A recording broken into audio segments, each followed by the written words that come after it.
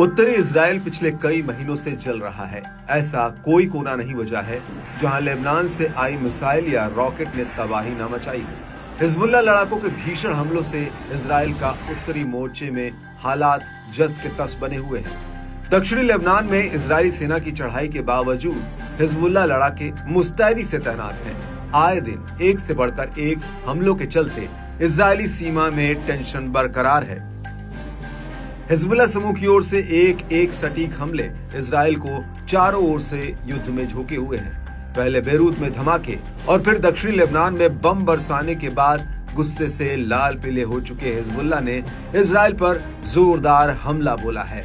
इस दौरान लेबनानी प्रतिरोध ने कई स्थानों पर इजरायली सैनिक ठिकानों और उपकरणों को निशाना बनाने का खुलासा किया।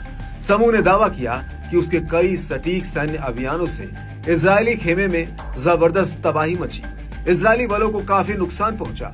चामा किले के पास में हिजबुल्लाह के लड़ाकों ने गाइडेड मिसाइल से इजरायली मरकवा टैंक को एक झटके में भून डाला। समूह ने अंदेशा जताया कि इसमें कई जवानों की मौजूदगी के चलते हताहतों की संख्या बढ़ सकती है।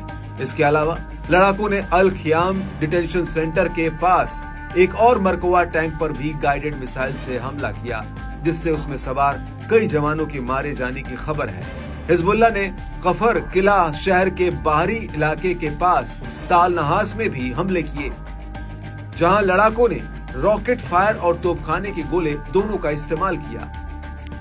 डेर मिमास में भी इजरायली बलों को दो अलग अलग अभियानों में हिजबुल्लाह के रॉकेट फायर का सामना करना पड़ा। लड़ाकों ने किरियत शिमोना, जारिट और रामोट नफ्ताली जैसी बस्तियों पर भी रॉकेट बैराज से हमला किया।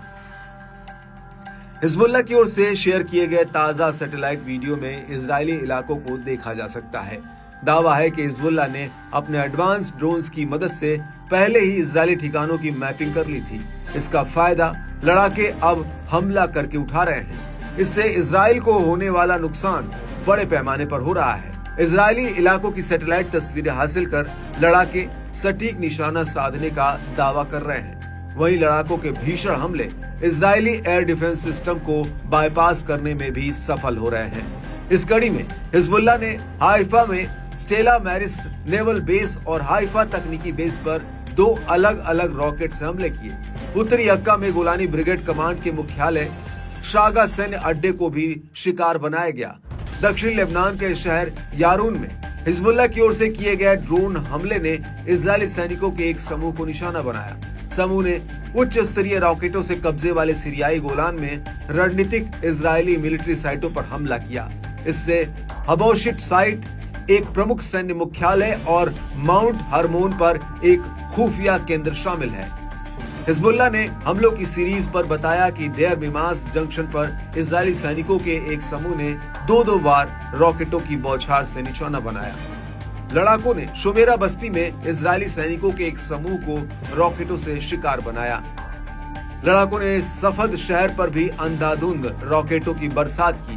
प्रतिरोध ने रामोट नफ्ताली बस्ती पर भी भीषण रॉकेटों से बमबारी की। समूह ने बताया कि लड़ाकों ने उचित हथियारों का इस्तेमाल कर सैदा शहर के ऊपर एक इजरायली युद्धक विमान को पीछे हटने के लिए मजबूर किया। लड़ाकों ने कब्जे वाले सीरियाई गोलान क्षेत्र में हबोशिट स्थल को रॉकेटों की बौछार से निशाना बनाया।